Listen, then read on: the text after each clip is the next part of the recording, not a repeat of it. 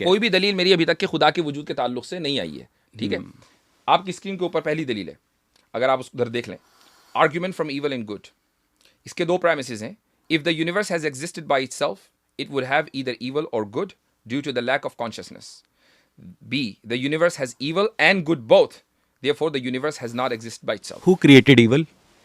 God, of course. So God is evil? No, the creator of evil is not evil. यही तो fallacy है. The performer of evil is evil. अच्छा, not the creator. इसलिए कि मैं उसकी मिसाल दे देता हूँ. मैं मिसाल ये दे देता हूँ कि मसलन आप मेरे स्टूडेंट हो, ये मेरे सारे स्टूडेंट बैठे हुए हैं यहाँ पर. मैं इनको जब एग्जाम देता हूँ ना, तो इस एग्जाम के अंदर अगर मैं मल्टीपल चॉइस दूँ तो 3 जो ऑप्शंस होते हैं वो रॉन्ग होते हैं और 1 सही होता है. अगर ये कहें कि यार ये कैसा उस्ताद है कि ये 3 उसने रॉन्ग दे दिए, इसको खुद कुछ नहीं पता है, वो मैंने इसलिए दिए हैं ताकि मैं इनकी नॉलेज को जांचूं. जब हमारा बुनियादी मजहबी मुकद्दमा ये है, और सिर्फ मेरा नहीं, तमाम ईसाइयों का, तमाम यहूदियों का, तमाम मुसलमानों का, सारे जितने भी अहले मज़ाहिब हैं जो मोनोथीस्टिक रिलीजन है, उनका ये मुकद्दमा है कि हम इस दुनिया में इम्तिहान के लिए और इब्तिला के लिए हैं, जिसका नतीजा उसको पहले से पता है. कंप्लीट, हम इस दुनिया के अंदर एक इम्तिहान के लिए हैं कि हम अपने खुदा को पहचानें. अगर पहचान लेंगे तो जन्नत में जाएंगे और नहीं पहचानेंगे तो जहन्नम में जाएंगे. अगर हमारा बुनियादी मुकद्दमा ये है तो उस मुकद्दमे के सही होने के लिए ईवल का होना ज़रूरी है इस दुनिया में. और अगर आप ये कहते हैं कि ये कायनात खुद से खुद वजूद में आ गई है या किसी मादे ने बता दिया, तो फिर क्या इस कायनात के अंदर ईवल पॉसिबल था? मुझे सिर्फ चलिए, खुदा, आपने जिस तरीके से मेरा क्वेश्चन साइड में रखा ना, मैं भी खुदा को साइड में रखता हूं. आप मुझे बताइए कि ईवल क्यों है? क्योंकि इंसान जो है वो क्या कहते हैं, अपने सर्वाइवल के लिए बहुत सारे ऐसे काम करते हैं जो कि इंसानों को नहीं करने चाहिए, इसलिए ईवल एग्जिस्ट करता है. नहीं, तो इंसानों की वायरिंग जो जिस तरह मादा है, मान लीजिए पत्थर है, उसका कोई शऊर नहीं है, तो सारे इंसानों को एक ही तरह सोचना चाहिए था ना, कोई बुराई की तरफ ना सोचता. ये सारे अच्छाई होते, ये सारे बुरे होते. ऐसा क्यों हुआ कि कुछ अच्छे हैं कुछ बुरे हैं? कायनात में ईवल एग्जिस्ट करता है. इसलिए कायनात में ईवल एग्जिस्ट करता है कि तमाम इंसान जो हैं वो मुख्तलिफ जीन म्यूटेशंस के नतीजे में वजूद में आते हैं.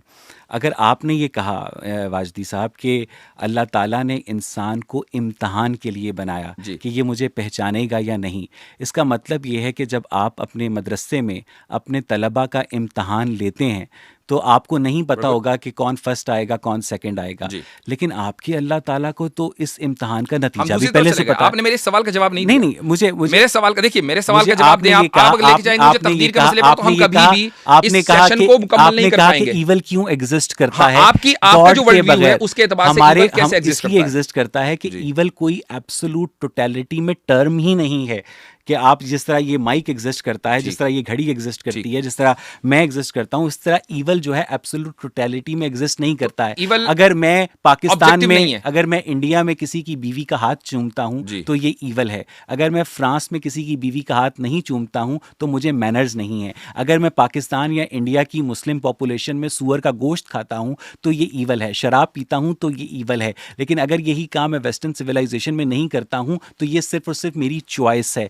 तो ईवल अपनी, अगर आप इंसाफ न करें तो, अगर ईवल, इंसाफ जो है वो इंसानों का मजहर है ना. ठीक, आप इंसाफ न करें, ईवल है कि नहीं ऑब्जेक्टिवली? इंसाफ की जरूरत कब होती है? इंसाफ की जरूरत तब होती है जब एक इंसान दूसरे इंसान का हक खाता है. और दुनिया के तमाम जो एथीस्ट्स हैं, मैं ये नहीं कह रहा हूं इंसाफ, आप मेरी बात का जवाब सुन लीजिए, मेरी बात सुन लीजिए. आपके मैं कहना क्या चाह रहा हूं, मैं ये नहीं कह रहा हूं कि इंसाफ की आपको जरूरत कब होती है. जाहिर सी बात है, जब जुर्म होता है तो इंसाफ की जरूरत होती है. क्या आप इंसाफ न करने को ऑब्जेक्टिवली ईवल मानते हैं या सब्जेक्टिव ईवल मानते हैं? ऑब्जेक्टिवली ईवल मानते हैं. अभी तो आपने कहा कि ऑब्जेक्टिवली ईवल नहीं होता. ईवल जो है किसी काम के अंदर एग्जिस्ट करना चाहिए ना. तो जब पोर्क खाना, आपने सारी मिसाल किसी काम की दी है ना, तो इंसाफ करना भी तो एक काम है ना. जब आप उस काम को, जब आप उस तकाजे को पूरा नहीं करेंगे, जब आप किसी पर जुल्म करेंगे, ठीक है, तो उसके बाद इंसाफ की जरूरत पेश आएगी. ठीक है. जब बुराई अपनी टोटलिटी, देखिए मेरी बात सुनिए, जब सूअर का गोश्त खाने, मेरी बात आप समझ गए? मैं समझ गया, मैं उसी को एड्रेस कर रहा हूं कि जो सूअर का गोश्त खाना है उस पर अगर मुझे मतून किया जाएगा और मुझे जज किया जाएगा, सब्जेक्टिव है ना वो, तो सब्जेक्टिव मान रहे हैं, सब्जेक्टिव है.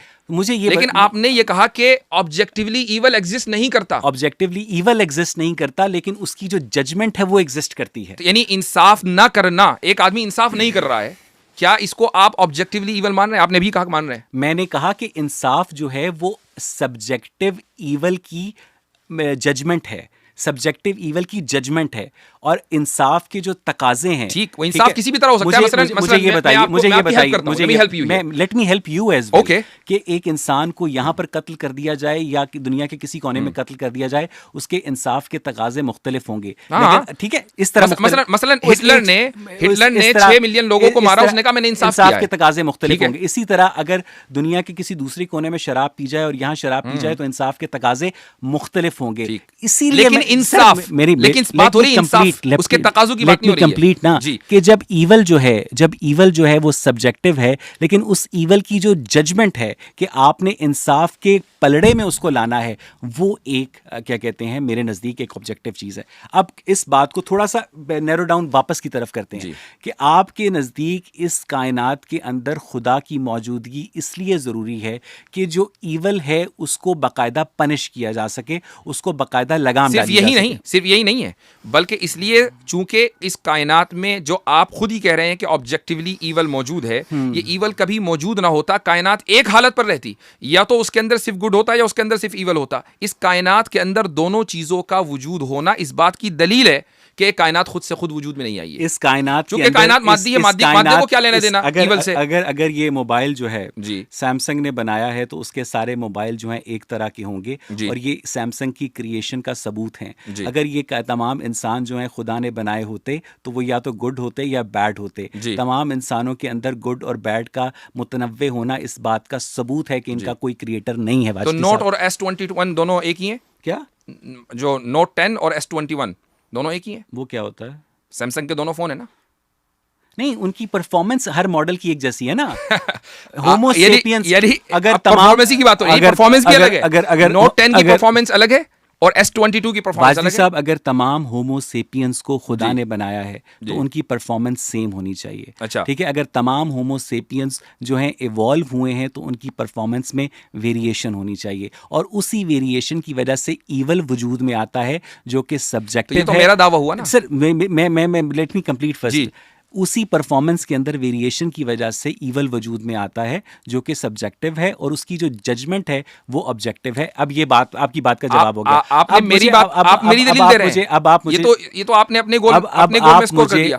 मुझे लग रहा है कि आप अपने टॉपिक से बहुत दूर आ गए हैं। नहीं, आप अपने टॉपिक से बहुत दूर आ गए हैं। आप सिर्फ और सिर्फ यही साबित नहीं कर पाए कि इस कायनात को, मेरे ख्याल से इसको ऑडियंस पे छोड़ दीजिए कि साबित कर पाए या ना कर पाए। सर, मुझे समझना है ना। अब ऑडियंस तो कर लेंगे, तो नहीं समझना। नहीं, ऑडियंस को तो आपकी गुफ्तगू से समझना है, मेरी गुफ्तगू से समझना। मैं भी तो आपसे कुछ सीखने आया ना। मुझे ये बताइएगा कि इस कायनात को एक ऐसे खुदा ने बनाया है जिसने 632 ईस्वी के बाद अरबी जबान में आखिरी दफा कलाम किया था, राइट? नहीं, किसने कह दिया आपसे? फिर वो तो मुतकल्लिम है। हमें पहली आखिरी मरतबा कलाम मिला खुदा का, वो तो मुतकल्लिम है।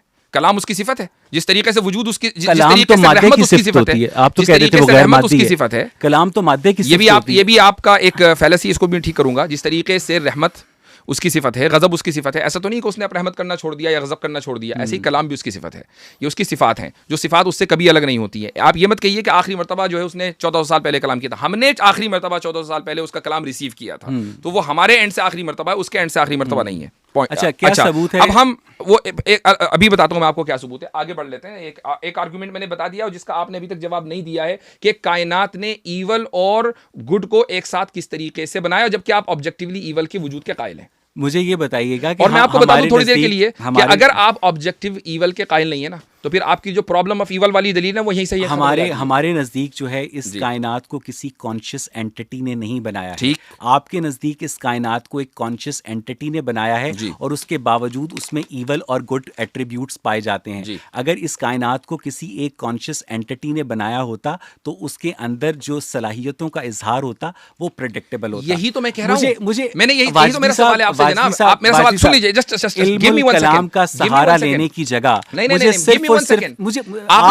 आपने कहा कि अगर कायनात को किसी कॉन्शियस बीइंग ने बनाया होता, कोई अनकॉन्शियस बीइंग होता, तो इस कायनात के अंदर ईवल नहीं होता, वो कायनात एक ही जैसी रहती, राइट? नहीं, मैंने आपने उलट पकड़ा है। अगर इस कायनात को किसी कॉन्शियस बीइंग ने बनाया होता तो इंसानों के अंदर जो बिहेवियर होता यूनिफॉर्म होता। चूंकि इंसानों के अंदर तनव्वु है, इंसानों के रवैयों के अंदर, ये बात इर्तका का सबूत है कि हर बंदे का आईक्यू लेवल डिफरेंट है, ईक्यू लेवल डिफरेंट है, जीन म्यूटेशन डिफरेंट है, उसका कोई क्रिएटर नहीं है, उसका कोई कॉन्शियस क्रिएटर नहीं है। ये बात हो गई। बात हो रही है ईवल की कि अगर कायनात खुद से वजूद में आ जाती तो वो किसी ना किसी एक स्टेट में वजूद में आती ना, कि या तो सारे के सारे ईवल होते, उसमें वेरिएशन हो सकता है, या सारे के सारे अच्छे होते, उसमें वेरिएशन। साहिल के किनारे जो पत्थर पड़े होते हैं उनके अंदर जो साइज वेरिएशन होती है, जो उनके अंदर मुख्तलिफ डिजाइन वेरिएशन होती है, वो रैंडम होती है ना। है तो सारे पत्थर ना, है तो सारे पत्थर है ना। एग्जैक्टली। तो वो जो वेरिएशन, अब आप ये तो नहीं कह सकते कि ये वाले पत्थर जो है ये तो ये पत्थर है, वो वाले पत्थर नगीन है। वाजिद साहब, अगर आपने ये कहा था कि अगर इस कायनात को एक क्रिएटर ने बनाया होता तो तमाम लोग जो हैं वो या तो अच्छे होते। नहीं, मैंने ये नहीं कहा, सॉरी, मैंने ये नहीं अगर कहा। इस कायनात को एक क्रिएटर ने बनाया होता तो इस कायनात के अंदर जो मुतनव्वे लोग पाए जाते हैं, ये आपने कहा, राइट? मैंने ये कहा है कि अगर इस कायनात को, चूंकि इस कायनात को क्रिएटर ने बनाया है, इसलिए ईवल और वर्च्यू या गुड दोनों एग्जिस्ट करते हैं। अगर इस कायनात, ये कायनात खुद से बनी होती तो इस कायनात में ईवल और वर्च्यू दोनों एग्जिस्ट न करते, एक करता। तो इसका मतलब ये है, इसका मतलब ये है कि ईवल का जो क्रिएटर है वो गॉड है। हमारा तो मुकद्दमा यही है। हम तो उसको खालिक शर भी मानते हैं, खालिक खैर भी मानते हैं, लेकिन कासिब शर, गॉड इज ईवल। ये यही बुनियादी गलती है। चूंकि अभी मैंने आपको एक मिसाल दी थी ना एग्जाम की, तो क्या मैं आपके नजदीक, क्या मेरे स्टूडेंट्स हैं, क्या मेरे स्टूडेंट्स हक बजानी होंगे कि वो कहें कि हमारे टीचर को कुछ नहीं पता, उसने 3 जो है गलत। मुझे ये बताइएगा कि तो खल्क़ शर बुरा नहीं है, कसबे शर बुरा है। यानी मेरे अंदर, और ये कॉमन सेंसिकल बात है, मेरे अंदर जो शर करने की सलाहियत पैदा करने वाला है वो शर नहीं है, ठीक है। लेकिन अगर मैं उस शर को एग्जीक्यूट कर देंगे तो वो शर है। बिल्कुल। अगर एक बंदा क्लाशनकोफ बनाता है तो वो शर नहीं है, लेकिन अगर बंदा क्लाशनकोफ से फायरिंग करता है और गलत जगह फायरिंग करता है तो शर है। क्या आर्मी दुनिया में, क्या आपके नेशन स्टेट थ्योरी के मुताबिक क्लाशनकोफ आर्मी के लिए जरूरत नहीं है? क्या अगर आपके ऊपर दुश्मन हमला करे और आपके पास क्लाशनकोफ हो तो क्या आप नहीं मारेंगे? मेरे नजदीक तमाम जो दुनिया की अफवाज हैं और दुनिया का जो तमाम असलहा है वो इंसानियत को मारने के काम आता है, और आपकी तो जन्नती तलवारों के welcome to utopia which is not possible. ठीक है, मैं थ्योरेटिकली एस्टैब्लिश बात कर रहा हूं।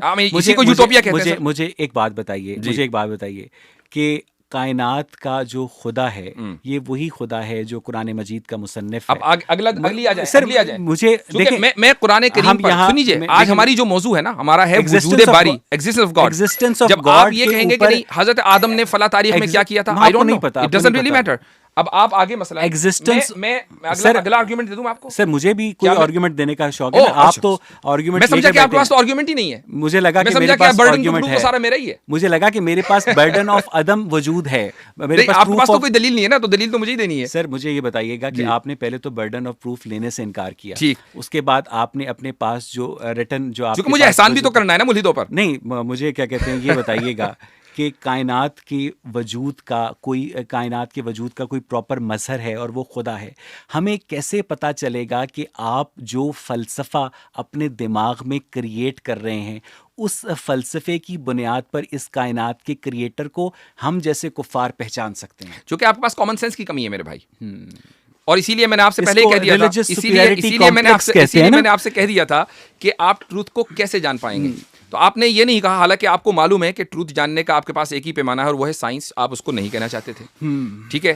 कॉमन सेंस आपकी जबान से निकल गया तो आप कॉमन सेंस पे रहें। वैसे तो ये जो दलाइल मैं आपको दे रहा हूं ये सारे कॉमन सेंसिकल हैं, इसमें कोई फिलॉसफी नहीं है। I don't subscribe to philosophy. मुझे ये बताइएगा कि हम लोग कोशिश करते हैं कि हम एक यूनिवर्सल कॉमन एंसेस्टर से तमाम लाइफ फॉर्म को उसके कॉम्प्लेक्स इंट्रिकेट मैकेनिज्म्स के तहत इवॉल्व करें, ठीक है। हम में कॉमन सेंस की कमी है, और कॉमन सेंस ये है कि वो मट्टी के पुतले से आदम तख्लीक हुआ। कॉमन सेंस ये है कि उस आदम की पसली से हव्वा पैदा हुई। एक मिनट, ये कॉमन सेंस ये नहीं है कि एक मर्द एक औरत के पेट से निकलता है, तो इसका उल्टा क्यों नहीं हो सकता?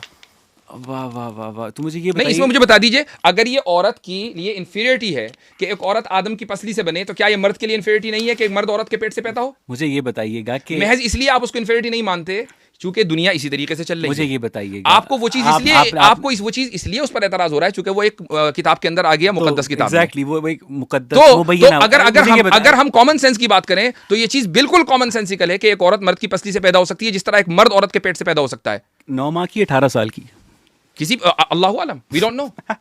अगेन आप मुझसे वो सवाल कर रहे हैं कि जिसके ऊपर आप मुझसे वो सवाल, मज़ह का खेज है वाजिद साहब, सवाल कर रहे हैं हव्वा जो मैं आपसे पूछा, आपने इस बात का दावा किया है कि आदम की पसली से हव्वा पैदा हुई, किया आपने दावा? बिल्कुल। मुझे ये बताइएगा 9 माह की पैदा हुई, 18 साल की पैदा? वी डोंट नो सर, कोई दिमाग लड़ाएं, कोई It doesn't really matter. It does matter because it is fallacy. It does matter. It is fallacy. It's not a fallacy. उसकी सर, वजह मुझे ये है, बताएं, मुझे उसकी ये वजह बताएं ये है कि उसकी वजह एक ये है नन्ही बच्ची को अपने इधर से निकाल कर उसके साथ बड़े होकर इंटरकोर्स करें, और एक बड़ी बच्ची को यहाँ से निकालें और उसके बाद उससे इंटरकोर्स करें, आपके वजूद से कोई चीज निकली हो और उसके साथ आप इंटरकोर्स करें और उसके बहन भाइयों से आप नस्ल इंसानी को फैलाएं, आपको कुछ ख्याल नहीं आता? आपको ख्याल नहीं है कि आप अपनी बीवी साहिबा से अगर इंटरकोर्स करते हैं, मान लीजिए, मैं माफ कीजिएगा, मैं पर्सनल नहीं हो रहा हूं, क्या वो जेनेटिकली आपकी बहन नहीं है? जेनेटिकली हम तो दुनिया, हम लोग सवाई, वो भी तो आप तो सिंगल एंसेस्टर से निकले ना भाई, तो आप भी की तो बहन है वो। तो सवाल ये कि आप अपनी बहन के साथ कैसे कर रहे हैं? इसका मतलब ये है कि आप क्या कहते हैं, मजहबी एस्पेक्ट से अपनी बीवी को अपनी बहन तस्लीम करते हैं? नहीं। अच्छा, आपने हमारे ऊपर इल्जाम लगा कि अरे यहाँ से निकली तो उससे कैसे इंटरकोर्स कर लिया? हम लोग सवाए फर्स्ट कजन्स के हम दुनिया की हर औरत से जो इख्तलात है उसको जायज समझते हैं। फर्स्ट कजन से क्यों नहीं समझते? क्योंकि उसके नतीजे में जेनेटिक डिजीजेज होती हैं। जी। अब मुझे ये बताइएगा कि आपने, अब हम आगे भी चले अपने आर्गुमेंट्स को। सर, मुझे आपने तो बनाया हुआ है एक वो पूरा सेट ऑफ आर्गुमेंट, ये तो आप भी बना सकते थे ना। सर, मैं तो आपसे गुफ्तगू करने आया हूँ, मैं आपसे क्योंकि जीतने थोड़ी आया हूँ। मुझे ये बताइएगा कि वो जो हव्वा आदम की पसली से पैदा हुई, वो इररेलेवेंट जैसे आप हों या कैसर राजा साहब हों, आप लोग इररेलेवेंट क्यों करार देते हैं? उसकी वजह ये हमारे सवाल, हमने आपके किसी सवाल को हमारे डिबेट का मौजू नहीं है, क्योंकि आपको ये हमारे डिबेट के मौजू नहीं है। सर, आपको पता ही नहीं है, आपको पता ही नहीं है। This is our argument. Sir, सोचने की कोशिश करें। Exactly, this is our argument कि हमें हर वो चीज जो खुदा करता है उसका मालूम होना जरूरी नहीं है। हमारा तो आर्गुमेंट इस बात के ऊपर है कि हमारी नॉलेज लिमिटेड है, हमारी हिकमत लिमिटेड है, और खुदा की नॉलेज अनलिमिटेड है, खुदा की हिकमत अनलिमिटेड है। तो जब उसकी नॉलेज हिकमत अनलिमिटेड और हमारी नॉलेज लिमिटेड है, तो हम उसकी अनलिमिटेड नॉलेज को अपनी लिमिटेड नॉलेज में कैसे, या लिमिटेड जहन में कैसे समझ सकते हैं? ये तो फैलेसी है, ये पॉसिबल नहीं है। इसलिए मैं कह रहा हूं कि आप वो सवाल करते हैं जो आपके नजदीक हो सकते हैं बुनियादी हो, लेकिन वो ऑब्जेक्टिवली बुनियादी नहीं है। ये तो आप ये साबित कर दें कि ऑब्जेक्टिवली बुनियादी है, तो मैं जवाब दे दूंगा। ये बताइएगा कि आदम को तो हव्वा, आदम की पसली से तो हव्वा, खुदा का कॉन्सेप्ट खत्म हो गया क्या? नहीं खत्म हो गया ना, क्योंकि जब मैं इन बातों को गलत साबित कर लूंगा तो हम आगे भी चल पड़ेंगे, मुझे कोई जल्दी नहीं है। जब आदम की पसली से हव्वा को बनाया गया, तो जो एक चिंपैंजी की मादा है वो कैसे तख्लीक हुई? आई डोंट नो, चूंकि चिंपैंजी के ऊपर ईमान लाना मेरे वर्ल्ड व्यू का हिस्सा नहीं है। चिंपैंजी को मैं देख रहा हूं, चिंपैंजी के ऊपर ईमान लाना, क्या आप ये समझते हैं कि एक मजहबी जब मजहबी होगा, वो मुसलमान जब होगा, जब वो आमन्तु बिल्लाह के साथ चिंपैंजी भी ऐड करे? मुझे एक बात बताइए कि नहीं, मेरे सवाल का जवाब, मैं आपको सवाल का जवाब दे रहा हूँ कि आदम की पसली से, मेरे सवाल का जवाब नहीं सर, मैं उसी तरफ आ रहा हूं, रहेंगे अभी क्योंकि आप लोग तखलीक के, होल्ड ऑन, चिंपैंजी पर बात कीजिए। आपने चिंपैंजी की एक मिसाल दी है, मज़ह का खेज नज़रिया पेश करते हैं। आपने चिंपैंजी की मिसाल दी है, तो क्या चिंपैंजी के ऊपर ईमान लाना हमारे मजहब के पैराडाइम का हिस्सा है? क्या आदम के ऊपर ईमान लाना जो है जी, वो हमारे मजहबी पैराडाइम का हिस्सा है? तो आप हमसे सवाल जब आपकी मजहबी पैराडाइम उस वक्त चैलेंज हो जाती है जब आदम और हव्वा का रिप्रोडक्टिव सिस्टम, आदम और हव्वा का एंडोक्राइन सिस्टम, उसका हार्मोनल सिस्टम उस तमाम तर चिंपैंजी के रिप्रोडक्टिव सिस्टम से, हार्मोनल सिस्टम से कॉरेस्पॉन्ड करता है। आप दोबारा मुझे एवोल्यूशन पे लेकर जा रहे हैं, उस एवोल्यूशन पर कि जिस डिबेट को आप खुद साबित नहीं कर पाए कैसर भाई के सामने। तो मुझे ये बताइए, हम खुदा के वजूद पर बात कर रहे हैं, आपका जो खुदा है और एवोल्यूशन। और मैं आपको बता दूं, आप ये कह रहे हैं कि अच्छा ठीक है, नहीं करती, मैं कहता हूं ये आपका साइंटिफिक आर्गुमेंट है, ये आपका आर्गुमेंट साइंटिफिक है क्या? ये जो आपने चिंपैंजी की मिसाल दी, आपका आर्गुमेंट साइंटिफिक है? मैं आपका सवाल नहीं समझा। आपने जो भी कहा ना कि उसका जो आदम का और हव्वा का जो भी आपने कहा कि अंदरूनी साख्त है, और उसी तरीके से चिंपैंजी की अंदरूनी साख्त है, नहीं है सेम। ये साइंटिफिक आर्गुमेंट नहीं, सेम नहीं है। ये साइंटिफिक, मैं आपसे पूछ रहा हूँ, ये सेम नहीं है। मैं पूछ रहा हूं, आपका साइंटिफिक आर्गुमेंट, ये सिंपल आर्गुमेंट है, ये सिंपल आर्गुमेंट है आपको समझाने के लिए। आप क्यों डर रहे हैं साइंस का नाम लेते हुए? वो तो आपकी मालिक और खालिक है। आप बताइए साइंटिफिक आर्गुमेंट है। मुझे नहीं पता कि आपको साइंस से इतनी चिढ़ क्यों है। नहीं, मुझे नहीं है, और आप उसी साइंस की बदौलत जो है लोगों तक अपना पैगाम पहुंचा रहे हैं। मुझे साइंस से दिलचस्पी नहीं है, मैं साइंटिफिक डिवाइसेस इस्तेमाल कर रहा हूं। मैं आपसे पूछ रहा हूं कि ये साइंटिफिक आर्गुमेंट है जी, यस और नो? जी, यस जी, ठीक है। क्या आप समझते हैं कि साइंटिफिक आर्गुमेंट खुदा को प्रूव या डिस्प्रूव कर सकता है?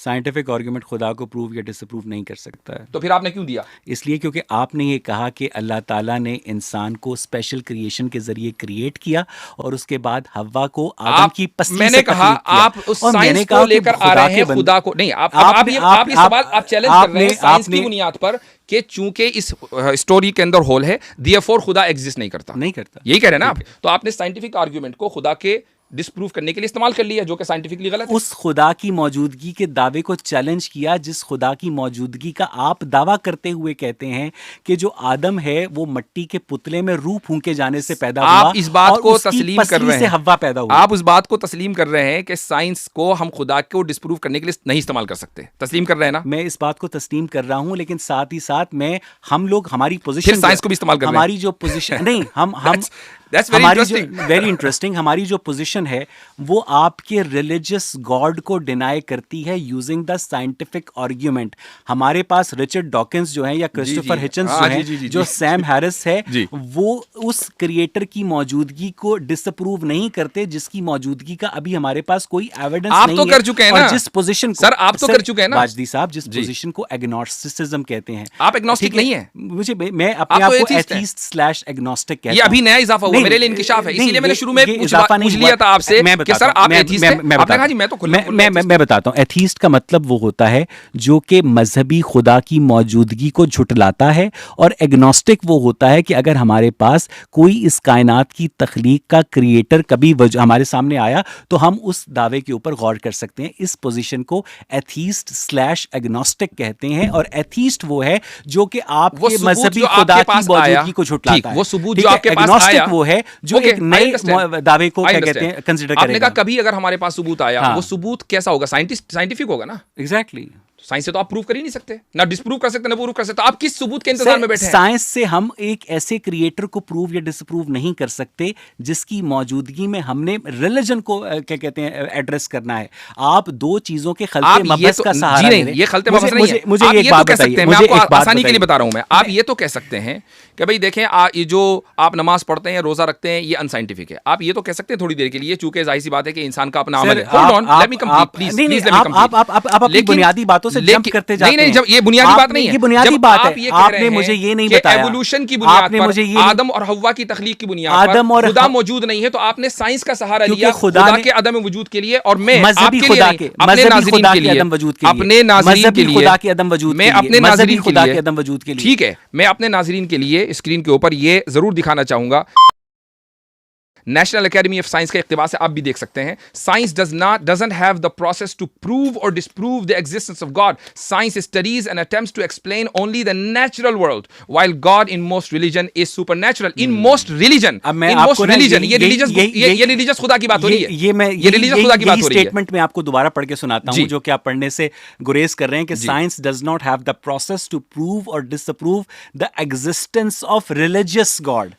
ठीक है, सॉरी जो नेचुरल गॉड है। Okay, exactly. मुझे ये बताइएगा कि ये तो मैं भी आगे यही तो पढ़ लीजिए, तो मैं कह रहा हूं आगे पढ़ लीजिए। Science studies and attempts to explain only the natural world while god in most religion. ठीक है, बात हो रही है मैं भी यही कह रहा हूं कि जो आप ये नहीं कह रहे, आप ये कह रहे हैं कि साइंस को हम रिलीजियस गॉड मैंने ये कहा कि जो एथीस्ट है वो मजहबी खुदा को डिसअप्रूव करता है, और बीइंग एन एग्नोस्टिक कैसे करता है? साइंस है ना, साइंस के जरिए। साइंस को तो आप इस्तेमाल नहीं कर सकते। साइंस एकेडमी की ये इक़्तिबास है, गॉड के लिए, national academy of science, God के लिए। मैं तो आपने सुन लीजिए, मैं रिलीजियस पैराडाइम के बाहर मजहबी खुदा को साइंस के जरिए डिस्प्रूव कर सकता हूं। आपने अभी बोला, और अभी मैंने नेशनल एकेडमी ऑफ साइंस का इक़्तिबास दिखा दिया इन मोस्ट रिलीजन। इसका मतलब ये कि इस इक़्तिबास के अंदर रिलीजियस खुदा की बात हो रही है। नेशनल एकेडमी ऑफ साइंस कोई छोटी मोटी चीज नहीं है, आपसे बढ़कर मोटी चीज नहीं है। तो जब वो ये कह रहे हैं, जब ये साइंसदानों का ये मुत्तफ़िक़ा मौक़िफ़ इस वेबसाइट के ऊपर उनके इक़्तिबास में आ गया कि आप रिलीजियस खुदा को भी साइंस के जरिए डिस्प्रूव नहीं कर सकते, तो आप किस दलील का इंतजार कर रहे हैं कि खुदा को मानेंगे? मुझे लगता है कि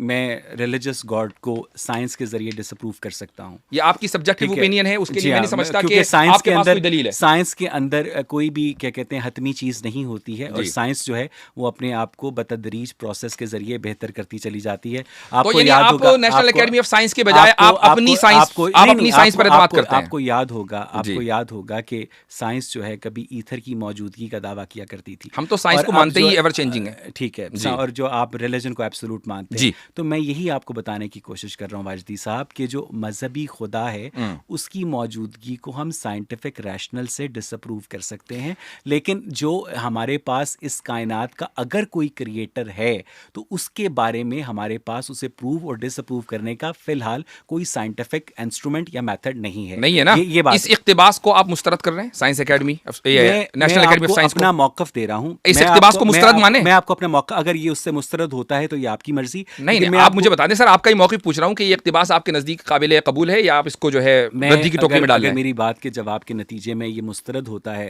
ये मुस्तरद नहीं होता है, हो रहा है या नहीं, मैं पूछ रहा हूं, फैसला आप क्या समझते हैं? मुझे लगता है कि हम साइंटिफिक रैशनल की मौजूदगी में अगर रिलीजियस गॉड को हम मुस्तरद कर सकते हैं तो ये एक बहुत ही वाज़े और ऑब्जेक्टिव बात है। मुझे अपने हिसाब से बता दीजिए कि आपके इस मौक़िफ़ से ये इक़्तिबास मुस्तरद हो रहा है या नहीं हो रहा है? आई डोंट नो, मुझे लगता है कि अगर इस क्या जैसे कि इसमें लिखा है कि only the natural world while God in most religions is supernatural. Science का मसला जो है ना वाजदी साहब, वो वाई नहीं है, साइंस का मसला हाउ है। और आप मुझसे मजहब से पूछ रहे हैं कि हाउ बताएं? एग्जैक्टली, क्योंकि मजहब तो बता सकता है ना, मजहब तो बता सकता है कि वाई, मजहब ने तो दावा किया है कि भाई हमने इंसानों को बनाया है, हमने इस कायनात को बनाया है। जब हम पूछते हैं कैसे बनाया, कहते पता नहीं। जब हम बताते हैं कहाँ बनाया, कहते पता नहीं। जब आपके दावे की मौजूदगी को जब हम टेस्ट करते हैं साइंस की बुनियाद पर, कि जिसका काम रैशनल की बुनियाद पे, जानना है, की बुनियाद पे, अक्ल की बुनियाद पे, दलील की बुनियाद पे। आप देख रहे हैं कि कंफ्यूजन कितना है। एक तरफ आप ये कहते हैं कि जी हम साइंस की बुनियाद पर गॉड को एग्जिस्ट मान ही नहीं सकते, चलो ठीक है, हमने मान लिया। जब आपको हम इख्तिबास दिखाते हैं तो आप उसको डिस्प्रूव कर देते हैं। आप ये बताइए कि आप टोकरी में डाल दिया जाए, तो भाई वो कौन सी साइंस है कि जिसको हम माने? क्या सिर्फ दुनिया के अंदर अवैस इकबाल साहब की साइंस चलेगी? अब क्या हम पाकिस्तान और इंडिया और अमेरिका के स्कूलों और कॉलेजों से साइंस हटाकर अवैस इकबाल साहब का निसाब चला दें? मनकुलाती शहादत की बुनियाद पर अगर आप अपने मजहब को ठीक साबित कर रहे हैं या अगर आप अपने खुदा को ठीक साबित कर रहे हैं तो मुझे आपसे हमदर्दी है। ये दलील इल्जामी है जनाब, दलील तहकीकी नहीं है। मैं इस पर डिपेंड नहीं करता। मनकुलाती शहादत का मुंतज़िर हूं आपसे। अगर आप इस पर डिपेंड नहीं करते हैं तो आप इसका सहारा क्यों ले रहे हैं? आप डिपेंड करते हैं, आप इसको बोलते हैं दलील इल्जामी। मैं तो आप समझते हैं दलील इल्जामी आपसे बुनियादी, जी मुझे पता है, मुझे उर्दू आती है। आप मेरा वक्त जाया कर रहे हैं। नहीं, मुझे आपसे सिर्फ ये जानना है, मुझे आपसे, चलिए मैं बता देता हूं। नहीं सर, ऐसे ना करें ना सर, मैं इससे ज्यादा कर सकता हूं। वैसे मैं इससे ज्यादा कर सकता हूं। मुझे ये बताइएगा जो मुझे जानने में दिलचस्पी है कि जब हम आपसे ये पूछते हैं कि खुदा ने आदम को एक स्पेशल तख्लीक के तौर पर पैदा किया और उसकी पसली से हव्वा को पैदा किया, तो आप कहते हैं हाँ जी ऐसा ही हुआ। जब हमसे ये पूछते हैं कि जो चिंपैंजी है उसको और उसकी मादा को कैसे पैदा किया, तो आप कहते हैं कि ये साइंस का जो रेम है। ठीक है, मुझे ये बताइए कि आपकी हिदायत चिंपैंजी के ऊपर डिपेंड नहीं करती? नहीं, मुझे मेरा सवाल ये नहीं, मुझे ये बताइए चिंपैंजी को और चिंपैंजी की मादा को आपके खुदा ने कैसे पैदा किया? जिस तरीके से आदम को पैदा किया होगा।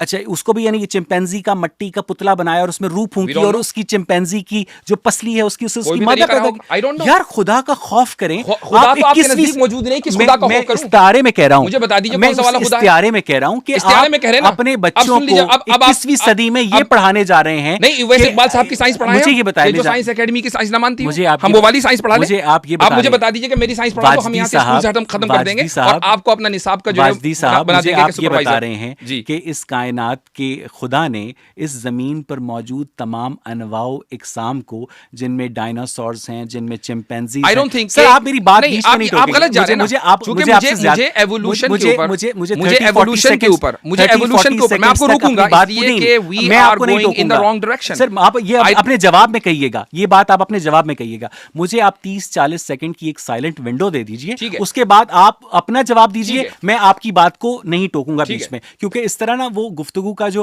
वो टेम्पो है वो इधर उधर हो जाता है। ठीक है, मुझे ये बताइएगा कि अगर इंसान को और चिंपैंजी को और ज़राफ़े को, तमाम इस ज़मीन पर मौजूद जानदारों को आपके अल्लाह ताला ने मट्टी का पुतला बनाकर बनाया है, तो ये आज 21वीं सदी में अभी आपने कहा कि उनको भी ऐसे ही बनाया जिस तरह से आदम और हव्वा को बनाया। ऐसे नहीं, मैंने ये कहा कि उनको अल्लाह ताला ने आदम अलैहिस्सलातु वस्सलाम को जिस तरीके से अपने हुक्म के जरिए वजूद बख्शा है, ऐसे ही तमाम कायनात को और उसके अंदर तमाम जानदार हैं उनको भी वजूद बख्शा है। मेरा यह दावा या किसी भी मजहब का यह दावा हरगिज़ नहीं है कि जिस तरीके से आदम अलैहिस्सलाम का पुतला बना था ऐसे ही चिंपैंजी का भी पुतला बना होगा और ऐसे ही जो है वो जो दूसरे भी हैवानात हैं उनका पुतला। हमारा ये दावा नहीं है, चूंकि ये मजहब की फील्ड नहीं है, ये साइंस की फील्ड है। ये आप बताएंगे, ये आप बताएंगे। हमारी फील्ड क्या है कि हिदायत किसके ऊपर डिपेंड करती है? हिदायत आदम के वजूद के तस्लीम करने पर डिपेंड करती है। ये मजहब बताएगा कि आदम मौजूद थे या नहीं थे, and that's it.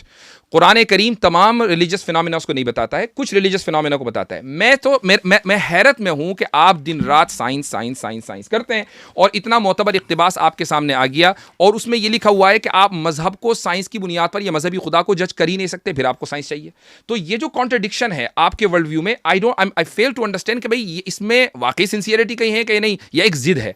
I am sorry कि मेरे अल्फाज आपको बुरे लग रहे होंगे, लेकिन मुझे ऐसा लग रहा है कि ये एक तरह का यानी इसमें सिंसियरिटी नहीं बल्कि एक तरह के समझ लीजिए कि जिद है कि नहीं मुझे मानना नहीं है, चाहे कुछ भी हो जाए मैं साइंस का सहारा लूं, इधर जाऊं उधर जाऊं, लेकिन मानना नहीं है। तो ठीक है, वो एक अलग मसला है, वो आपकी पर्सनल ओपिनियन है। लेकिन अब चूंकि आपका ये आर्गुमेंट आ गया है साइंस वाला जो मैंने डिबंक कर दिया, अब मैं अगले नहीं आपने खुद से डिबंक कर दिया। नहीं ऐसा नहीं है, मैंने डिबंक किया। नहीं ये आपने अपनी दानिश में डिबंक किया। मेरी ही दानिश मुझे ये बताइएगा कि आपके नजदीक अगले आर्गुमेंट पे चले। नहीं सर, मेरी आपका आर्गुमेंट तो हो गया सर, मेरा तो अगला नहीं आया ना। आदम, मेरा अगला आर्गुमेंट नहीं आया। मैं उसी सवाल पर हूं। मैं अब ये हम पब्लिक को डिसाइड कर देखिए, अभी मैंने 40 सेकंड बोला और उसके बाद आपने 2 मिनट बोला। आपने जब 2 मिनट बोला मैंने आपको नहीं टोका, तो जब आप मुझे 40 सेकंड की हम आगे नहीं बढ़े भाई सर, इसलिए कि आप जो हैं वो क्या कहते हैं डग मुझे आपसे समझना है कि मुझे आपसे ये समझना है कि अगर आदम और हव्वा को आपके खुदा ने स्पेशली तख्लीक किया और बकिया जानदारों को क्या कहते हैं उसने इवॉल्व होने दिया, यानी जो थ्योरी ऑफ एवोल्यूशन है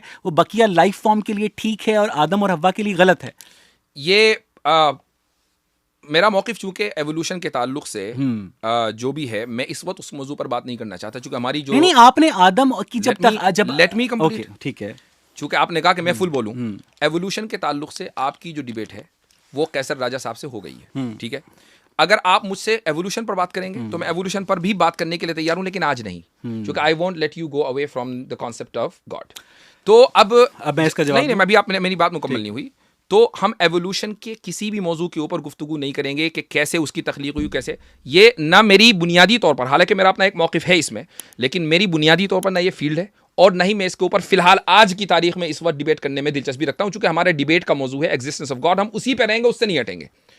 आपको अगर एवोल्यूशन में दिलचस्पी है तो कैसर राजा साहब की स्ट्रीम दोबारा देख लीजिएगा। अच्छा, आप अगर अब मेरे पास 40 सेकंड है, एग्जिस्टेंस ऑफ गॉड को साबित करने के लिए आप आदम और हव्वा की तख्लीक का सहारा ले रहे हैं। नहीं ले रहे हैं। आपने कहा कि अल्लाह ताला ने इंसान को पैदा किया। मैंने जवाब दे दिया, नहीं ले रहे। मैंने आपको टोका बीच में। सर मैं जवाब मुझे आप बात ही नहीं पूरी करने देते। मुझे आप बात ही नहीं पूरी करने देते। आपने मुझे ये बताया यहाँ पर कि आदम को मट्टी के पुतले से बनाया गया और उसकी पसली से हव्वा को पैदा किया गया। तो आपने ये यहाँ पर कहा, अगर ये आपका मौजू नहीं था तो ये आपने क्यों कहा? ये आपके सवाल के जवाब में कहा, आपके सवाल के जवाब में कहा। अब मुझे बोलने नहीं दीजिए। आपने आप मुझे आप 40 सेकंड हो गए थे, इसलिए मैंने बोला। नहीं हुए थे 40 सेकंड, ठीक है। आप मुझे 1 मिनट दीजिए, मुझे अपनी बात पूरी कर लेने दें। और उसके बाद 1 मिनट ले लीजिए। आपने ये कहा कि अल्लाह ताला ने इंसान को, आदम को बनाया, मट्टी के पुतले से बनाया और उसकी पसली से हव्वा को तख्लीक किया। जब मैंने आपसे पूछा कि 9 माह की पैदा किया या 18 साल की पैदा किया तो आपने कहा मुझे नहीं पता। उसके बाद मैंने जब आपसे ये पूछा कि जो बकिया लाइफ फॉर्म्स हैं, वो जो इसमें ज़राफ़ा है, चिंपैंजी है, वो इवॉल्व हुए या क्रिएट हुए, ये इसलिए आज की बहस का टॉपिक बनता है वाजदी साहब, क्योंकि हम क्रिएटर पर बात कर रहे हैं और आप क्रिएशन को दुरुस्त मानते हैं। और जब आप क्रिएशन को जस्टिफाई कर देंगे तो आप क्रिएटर को जस्टिफाई कर देंगे, और जब आप क्रिएशन को ही जस्टिफाई नहीं कर पाएंगे और क्रिएशन का जो गैप है इंसान के फहम में, वो एवोल्यूशन पूरा करता है। इसलिए ये टॉपिक उससे हटकर अलहदा टॉपिक नहीं है वाजदी साहब। अब मेरा आपसे 1 मिनट हो गया। मेरा सवाल मेरा आपसे 1 मिनट तक क्या था? ठीक है, ये मेरी तमहीद थी। तमहीद 1 मिनट की, तो सवाल अब मुझे इसका जवाब तो देना, मेरा भी तो जवाब देना। आप जवाब दे। आपने जो कहा कि नहीं जी हमने क्रिएशन का दावा किया, चूंकि हमने क्रिएटर के वजूद के कायल हैं, और क्रिएशन को हम साबित करते हैं गलत चूंकि हम एवोल्यूशन के ऊपर बिलीव करते हैं। आपने ये बात कही है, ठीक है। क्या आप मुझे ऑब्जेक्टिवली और डेफिनेटिवली ये साबित करके बता सकते हैं कि एवोल्यूशन को मान लेने का मतलब खुदा का इनकार होता है? क्योंकि आपके नज़दीक मेरी बात ना करें, मैं ऑब्जेक्टिवली बात कर रहा हूँ, क्योंकि जनरली ओपिनियन यही है ऑब्जेक्टिवली। हाँ ऑब्जेक्टिवली वो जनरली नहीं होता सर, क्योंकि खुद आप मेरी बात पूरी नहीं होने देते ना, बीच बीच में वो टहोका देते हैं जी। द थिंग इज़ कि जो जनरली जो मजहबी तबका है वो क्रिएशन को दुरुस्त मानता है और एवोल्यूशन को गलत मानता है। वो गाइडेड भी तो हो सकता है ना सर, मैंने मेरी पूरी बात ही नहीं होने देते आप बीच में। आप जब मैं आपको, मुझे लगता है कि मुझे 1 मिनट दीजिए, उसके बाद आप 1 मिनट दीजिए। जी। अब ये जो आप बार बार मुझे दरखास्त कर रहे हैं ना 1 मिनट की, अगर इसकी हम क्लिप बनाए तो 10 मिनट की हो जाएगी सर। ठीक है, तो जल्दी से एग्जैक्टली। तो मैं उस तरह, मुझे लगता है कि फ्रीक्वेंटली आपको नहीं बीच में उचकता हूँ। तो जो साइंस है वो एवोल्यूशन के ज़रिए लाइफ फॉर्म को एक्सप्लेन करती है, और मज़हब जो है जनरली क्रिएशन के ज़रिए एग्जिस्टेंस को एक्सप्लेन करता है। तो जब क्रिएशन और एवोल्यूशन की आपस में क्या कहते हैं टसल होती है, तो उस वजह से हम उस क्रिएटर की मौजूदगी के ऊपर सवाल उठाते हैं, जिसको यही नहीं पता कि जो वायरस है उसको उसने कैसे बनाया, बैक्टीरिया को उसने कैसे बनाया। अब आप मुझे ये बता, अब मैं अपना सवाल ले लेता हूँ एक सिंपल सी टर्म में। मेरी बात का तो इसका जवाब तो फिर मैं दूंगा ना। ठीक है, आपका सवाल। आप ये कह देते हैं कि आपको नहीं पता और फिर आप आगे निकल जाते हैं, तो मैं उसका जवाब तो दूंगा ना। आपकी इस गुफ्तगू से अभी तक ये साबित हुआ कि आपकी जो सब्जेक्टिव साइंस है उसके मुताबिक एवोल्यूशन जो है वो क्रिएशन के खिलाफ, खुदा के खुदा होने के खिलाफ, मजहबी खुदा के खुदा होने के खिलाफ सबूत बन सकता है। आपने जो नेशनल एकेडमी ऑफ साइंस है उसका इक़्तिबास रद्दी की टोकरी में डाल दिया है। मैं नहीं समझता कि नाजरीन आपके ऊपर ज़्यादा एतमाद करेंगे और नेशनल एकेडमी ऑफ साइंस के ऊपर एतमाद नहीं करेंगे। तो अब उनको आप डिसाइड कर लेने दें कि हम एवोल्यूशन, अब हम आगे बढ़ें, चूंकि एवोल्यूशन को, एवोल्यूशन के हम इस गिरदाब में अगर रहेंगे तो, चूंकि मैं अगर ये कह रहा हूं, सुन लीजिए, मैं अगर ये कह रहा हूं, मेरी बात, मैं अपनी बात मुकम्मल कर लूं, मैं अगर ये कह रहा हूं कि एवोल्यूशन ऑब्जेक्टिवली डेफिनेटिवली खुदा के अदम वजूद की दलील नहीं है, आप इसको साबित कर दें तो शायद बात कुछ बने, लेकिन आप इसको साबित नहीं कर पा रहे हैं, चूंकि जो फरीक मुखालिफ है, आपका फरीक मुखालिफ है, उसमें से एक बड़ी तादाद उन लोगों की है जो एवोल्यूशन को गाइडेड मानते हैं, जो एवोल्यूशन को गाइडेड मानते हैं और गाइडेड बाय गॉड मानते हैं। तो एवोल्यूशन खुदा के एग्जिस्टेंस के खिलाफ कभी भी दलील नहीं है। आप एवोल्यूशन को डिवाइडेड बाय, मैं इसीलिए कह रहा हूं कि हम अपने, मेरा मौकिफ क्या है ये मैं जहां मुझे बताना होगा मैं बयान करूंगा। मैं एवोल्यूशन के ऊपर गुफ्तगू इसीलिए नहीं करना चाहता क्योंकि हम डिरेल हो जाएंगे। हम एवोल्यूशन पर बात नहीं कर रहे हैं, हम बात कर रहे हैं खुदा के वजूद के जो दलाइल हैं उनके ऊपर। आपने अपनी एक दलील दी एवोल्यूशन वाली, ठीक है, मैंने उसको दलील समझकर मान लिया, उसका मैंने जवाब दे दिया। Now can we move on?